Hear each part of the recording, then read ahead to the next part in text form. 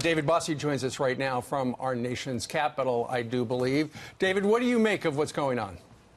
Well, this is a disgusting smear of a very good man, Brett Kavanaugh, and it is really troubling to see on many levels what they're doing to Brett's family and his reputation, but also what they're doing to future victims of real assault. What they are doing is using a political cudgel against a political opponent, but they are having real-life impact on future victims. This is a disgusting display by Democrats that I think that we're going to unfortunately see repercussions of this forever, not only in Supreme Court nominations, but our politics in general. David, so it's very disturbing. David, it's unfortunate if he is innocent that his reputation is tainted. But many people are asking now: is there enough time between now and the midterms? If they decide not to vote him in, is there enough time for Republicans to bring in someone new and vote on someone else for the Supreme Court?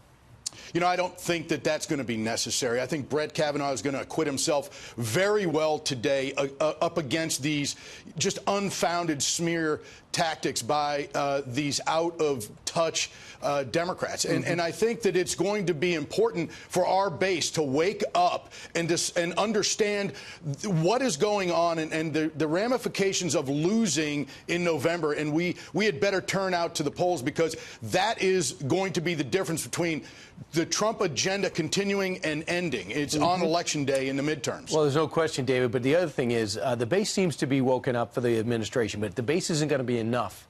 You have to wake up the people that are not as politically involved as everybody, as us on the couch and you over there in the studio. So what do you think people on the outside who aren't going to dive into these stories like we are, what do you think they're thinking right now, who often have sons and daughters? That's right. And I have both, and I know many do. As do I.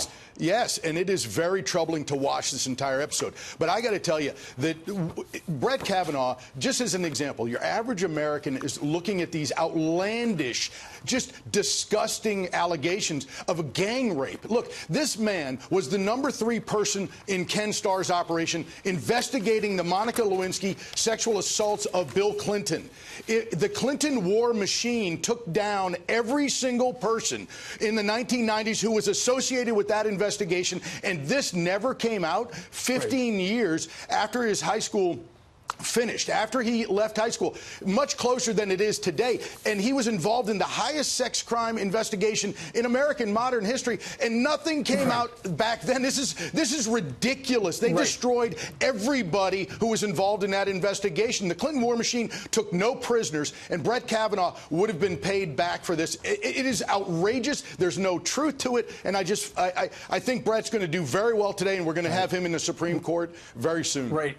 You're referring to the Bill Clinton war machine. Brian Fallon was part of the Hillary Clinton war machine, a campaign advisor. He is quoted as saying this: "Saving the Supreme Court from Trump's clutches has always involved a very complicated two-step. First, block Kavanaugh, which they're trying right now, then fight like hell to win back the Senate. If Kavanaugh drops out, we're halfway there. If Democrats are able to win back the Senate, we'd have a path to blocking Trump from picking any of the arch-conservatives on his short list." Is that what we're seeing right now? It's exactly their tactics. And that is, thank you, Brian, for telling the American people exactly what your motives are. This is very important. That's why these midterms have consequences. And I got to tell you, when I get a chance to influence potentially the next Supreme Court nominee, the gloves are going to be off here. You have a history in this country of presidents replacing ideological seats with very close ideological people. So if Justice Ginsburg or Justice Breyer were to leave, President Trump would historically replace somebody who is close ideologically, not necessarily as far left, but somebody who is more moderate or even a liberal. I think those days are gone, and I think they're going to be paid back for it in devastating terms. Broad strokes. David, if Brett Kavanaugh is guilty of this, he doesn't belong on the bench. But the only way to find out is to question these accusers. How do you do that and not look like a bully, not come off as somebody who's questioning something as sensitive as sexual assault?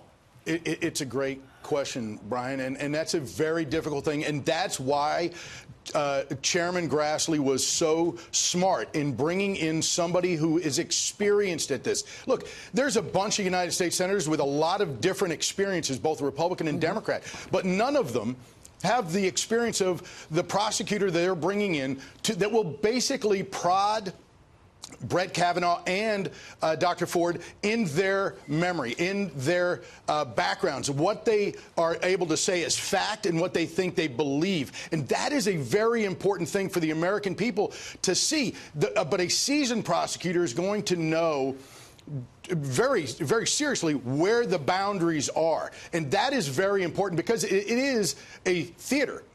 That's what this is. This is going to be a TV show. Yeah. Well, we all saw what they did with Brett Kavanaugh, but we saw what the Senate Democrats did with Brett Kavanaugh in an open hearing when we had Spartacus moments, right? This is, by the way, an admitted groper who is now Spartacus. Cory Booker.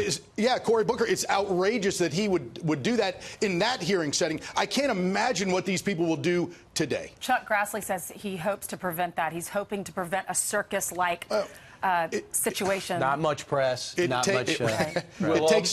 takes common decency, and I haven't seen much of that it's his from word Senate against Democrats. Her word. There's no evidence, so people are going to have to make up their own minds after they hear from both of them. Thank you so much for being with us, David.